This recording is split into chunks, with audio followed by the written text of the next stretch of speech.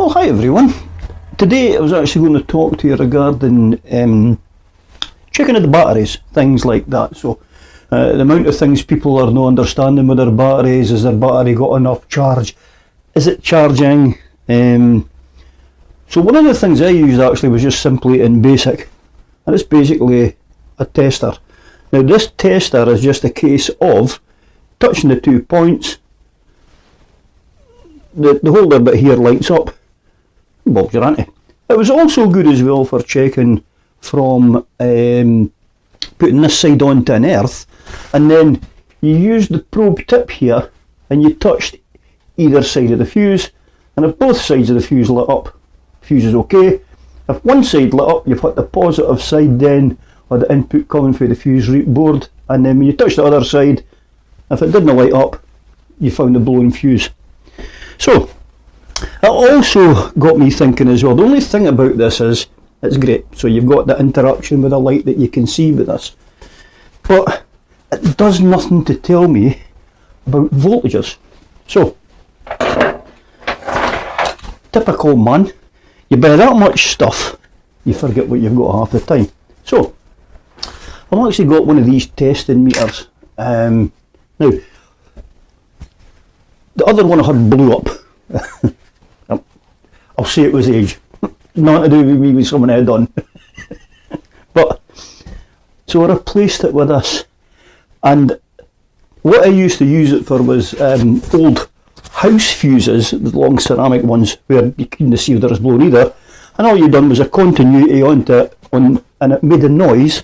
So when you touch the fuses, if it was going through from that to that, so when you done that, just touching them like that, it made a noise. So when you touch the edge of the fuse, again, if it made a noise, fuse is okay. No noise, fuse is bin. That's it, gone. This one unfortunately doesn't give us the noise, so I had to learn how to use it, and it's been quite ingenious on what I've learned from this. So what I'll show you is I've got a dead battery here. So if you give us a second, I'll go and bring this up on the table. Okay, so I've got this set up on the table now. Right, so with my trusty prodder, okay, this battery here, when I touch it, that side's on the negative, touch it to the positive. If I hold it like that, I'll see a better view of it. Nothing, it's dead. Now, this one's okay, or is it? So you touch that, and you touch that, and look, it's lighting up. Right, so that battery is okay. Now as I said, or is it? Now here's the difference. When I use the multimeter, okay, you have to put the settings on this down to 12 volts. Now, and I'll put that in there. Now the problem I've got here is to try and get you to see this on the screen. So I'm going to wait to set this up. I'll be back in another second. Okay, so now we've got this point on the screen here. So as you can see, I've got it set to 12 volts. Sitting currently reading just now. Now bearing in mind, we tested this with my other probe and it lit up, so this battery is good. But when you go a wee bit deeper and use one of these meters, okay,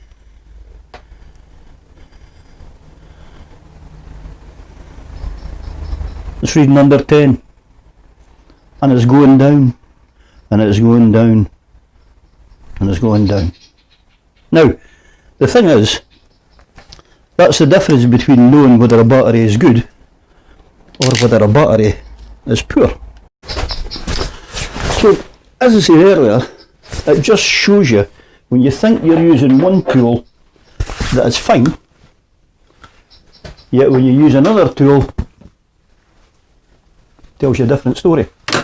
So, I personally know that the blue battery here, that is one which is, I've got a shot of that for the neighbour just to show you this test, because what you find out is especially at this time of year, and this is where keeping your battery topped up. there is certain people out there that they're better than me at this, and the figures are you must keep the battery above 12, I believe. But I'm sorry, I've not got any kind of figures to hand. When you want to go deeper into it, I mean, I know for myself, if that's not shown over 12, I know for a fact that I probably want to turn my motor, or it'll not run things, or even worse, it'll just go flat. So it's the plates are probably gone in it, and it's time to rechange. But when you see a change in your battery like that, rather than waiting till it goes flat, and rather than waiting to get caught out, hey, who knows? So it's just something that I chalked up on when I was doing my, I was thinking about doing my solar panel project there, how that was keeping the battery topped up, and I thought, right, but it's still not really showing me what's in the battery, and that's when I come across something like that, and I thought, and another alternative as well is, it's also good for finding out if things are working, motors and pumps for instance, because I used that when the pump on my toilet went, when I thought it was actually a fuse. And the pump hadn't actually even went, the pump was actually choked, it was just clogged up with dirt. And a quick clean out and, oh, Bob's your auntie, it was all working fine again. So I hope it's been a bit of help. I hope if you've got one of these things here, go out and try it.